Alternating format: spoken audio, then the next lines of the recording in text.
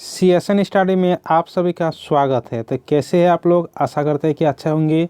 तो आज की वीडियो में हम लोग क्लास 12 की इकोनॉमिक्स के जो चैप्टर नंबर 2 है अर्थव्यवस्था एक केंद्रीय समस्या, उसके टॉप 15 एमसीक्यू क्वेश्चन करेंगे। ठीक है, यानी objective question, very important question. ठीक है, इससे पहले चैप्टर नंबर 2 जो है अर्थव्यवस्था के केंद्रीय समस्याएं, उसके जो आप लोग का सब्जेक्टिव क्वेश्चन आंसर है, ठीक है, यानी बोल सकते हैं कॉन्सेप्ट या थ्योरी भी बोल सकते हैं, उसका complete important very important question करवाए। ठीक है, दो वीडियो इसको बना चुके हैं, तो दोनों वीडियो का अगर आप लोग नहीं देखे तो जाकर देख लीजिएगा। ठीक है, तो आज की वीडियो में हम लोग ऑब्जेक्टिव टाइप क्वेश्चन करेंगे, यानी एमसीक्यू क्वेश्चन।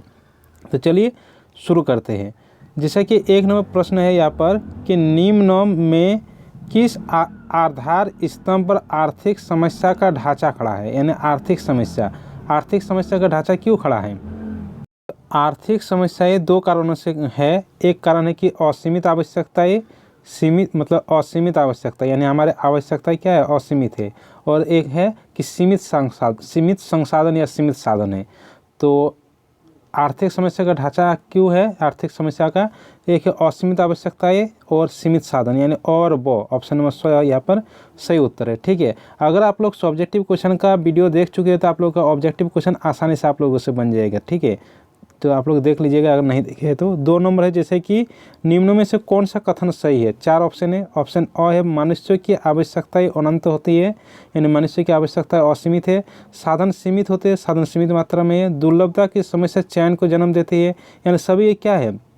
सही कथन है, सही बोल रहा है कि मनुष्य की आवश्यकता तो अनंत है, संसाधन पृथ्वी पर सीमित मात्रा में है और दुर्लभता का समस्या ही चयन को जन्म देती है, यानी इनमें से सभी ऑप्शन नंबर 2 यहाँ पर सही उत्तर है। अगला प्रश्न यहाँ पर 3 नंबर है। 3 नंबर प्रश्न है यहाँ पर कि अर्थव्यवस्था की केंद्रीय समस्या कौन सी है? तो अर्थव्यवस्था की केंद्रीय समस्या क्या है? ऑप्शन ए है साधनों का आवंटन, ऑप्शन बी है साधनों का कुशलतम उपयोग, ऑप्शन सी है आर्थिक विकास। तो अर्थव्यवस्था की केंद्रीय समस्या क्या है? साधनों का आवंटन, यानी साधनों का एकत्रित करना, ये भी एक तरह की समस्या है। साधनों का कुशलतम प्रयोग, यानी साधनों का इस प्रकार से उपयोग करना जिससे से अधिक संतुष्टि प्राप्त हो सके, ये भी एक समस्या है। और आर्थिक विकास भी अर्थव्यवस्था की केंद्रीय समस्या, यानी सभी है, यानी उपयुक्त सभी, यानी ऑप्शन नंबर डी यहाँ पर सही उत्तर है। अगला प्रश्न यहाँ पर 4 नंबर है कि आर्थिक समस्या मूलतः किस तथ्य की समस्या है? 4 ऑप्शन है। ऑप्शन ए है चुनाव की, ऑप्शन बी है उपभोक्ता चयन की, ऑप्शन सी है फर्म चयन की, ऑप्शन डी है इनमें से कोई नहीं।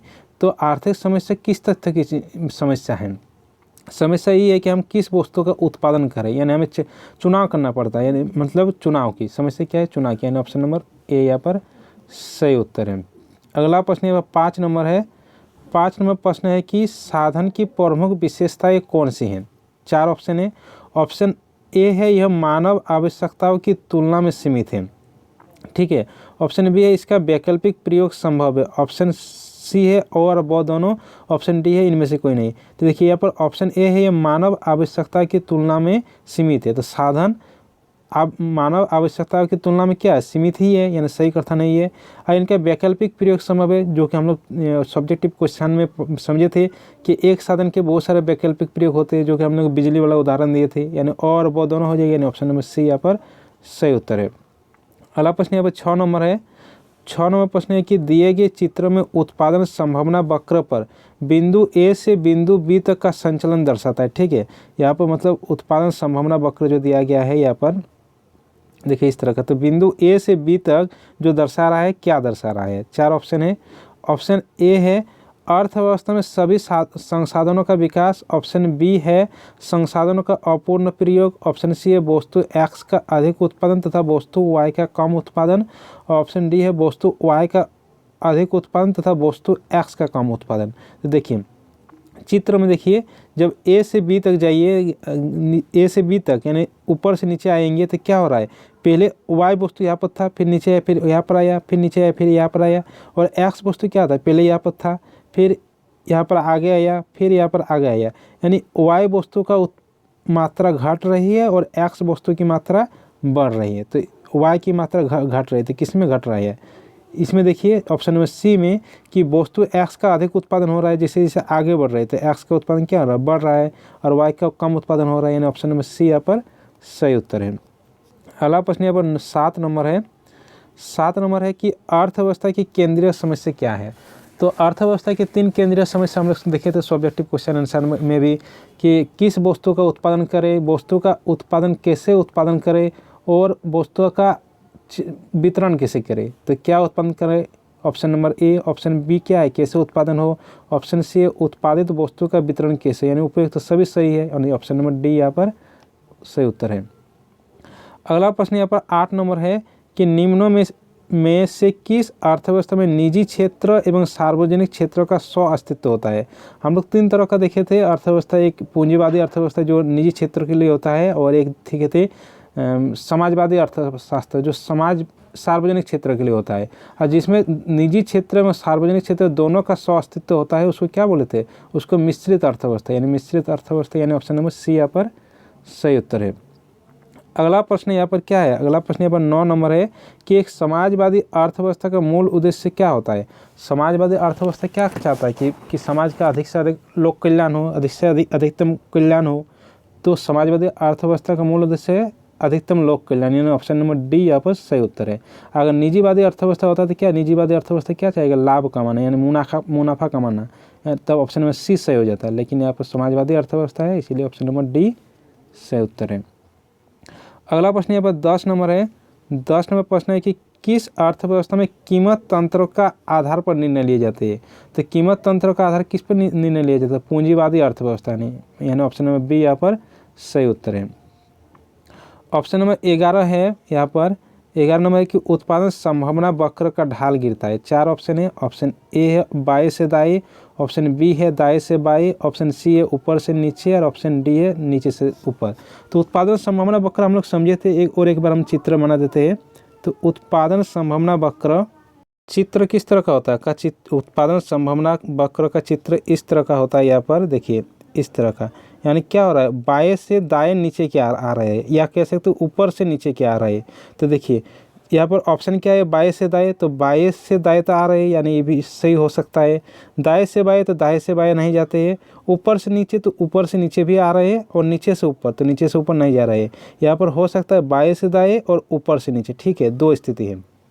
तो देखिए यहाँ पर अगर ऊपर से नीचे ये ऑप्शन नहीं रहता, ठीक है, तब सही हो जाता बाएं से दाएं सही हो जाता। लेकिन यहाँ पर ऊपर से नीचे है, इसलिए इसमें सही उत्तर होगा ऊपर से नीचे, यानी ऑप्शन नंबर सी यहाँ पर सही उत्तर है।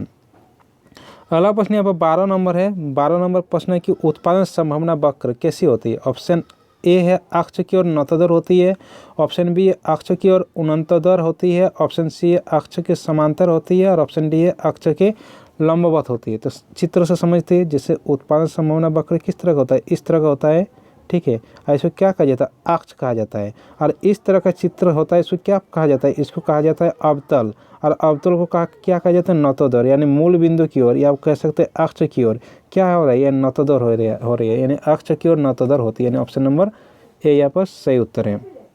अगला प्रश्न यहाँ पर 13 नंबर प्रश्न है। 13 नंबर प्रश्न है कि उस वक्र का नाम बताए जो आर्थिक समस्या दर्शाता है। 4 ऑप्शन है। ऑप्शन ए है उत्पादन वक्र, ऑप्शन बी है मांग वक्र, ऑप्शन सी है उदासीनता वक्र, और ऑप्शन डी है उत्पादन संभावना वक्र। तो आर्थिक समस्या किस वक्र के द्वारा दर्शाया जाता है, उत्पादन संभावना वक्र, यानी ऑप्शन नंबर डी यहाँ पर सही उत्तर है। अगला प्रश्न 14 नंबर है। प्रश्न है कि साधनों के स्वामित्व के आधार पर अर्थव्यवस्था होती है। तो साधनों के स्वामित्व के आधार पर 3 प्रकार के हम लोग अर्थव्यवस्था देखे थे, पूंजीवादी, समाजवादी और मिश्रित। तो केंद्रीयकृत योजनाबद्ध अर्थव्यवस्था, इसी को क्या कहा जाता है, इसी को समाजवादी अर्थव्यवस्था कहा जाता है। बाजार अर्थव्यवस्था यानी पूंजीवादी अर्थव्यवस्था इसी को कहा जाता है, और मिश्रित अर्थव्यवस्था यानी सभी सही है, यानी उपरोक्त सभी, ऑप्शन नंबर डी यहाँ पर सही उत्तर है। अगला प्रश्न यहाँ पर 15 नंबर है। 15 नंबर क्या है, सीमांत अवसर लागत निम्नों में से कौन है। तो सीमांत अवसर लागत हमने क्या दिखे थे कि वाई इकाई की कमी और बटा एक्स इकाई की वृद्धि, यानी डेल्टा वाई बटा डेल्टा एक्स। तो डेल्टा वाई बटा delta X, option number B यहाँ पर सही उत्तर है। अगला प्रश्न यहाँ पर 16 नंबर है कि अवसर लागत का वैकल्पिक नाम क्या है। तो अवसर लागत को यहाँ पर कहा जाता है सीमांत लागत के नाम से भी जाना जाता है, यानी ऑप्शन नंबर सी यहाँ पर सही उत्तर है। ठीक है, तो कंप्लीट सॉल्यूशन हो गया। तो इसके बाद हम लोग जो चैप्टर नंबर 3 है, चैप्टर नंबर 3 के सब्जेक्टिव की इंपॉर्टेंट क्वेश्चन आंसर करेंगे, ठीक है। सब्जेक्टिव की इंपॉर्टेंट क्वेश्चन आंसर खत्म करने के बाद ऑब्जेक्टिव की इंपॉर्टेंट क्वेश्चन आंसर करेंगे, उसके बाद हम लोग चैप्टर नंबर 4 जाएंगे, ठीक है। तो चलिए सभी दोस्तों के साथ इस वीडियो को शेयर कर दीजिए, वीडियो को लाइक कर दीजिए, और अगर इस चैनल में नए हैं तो चैनल को सब्सक्राइब कर दीजिए और साथ में बेल आइकन को दबा दीजिए। चलिए मिलते हैं अगले वीडियो के साथ।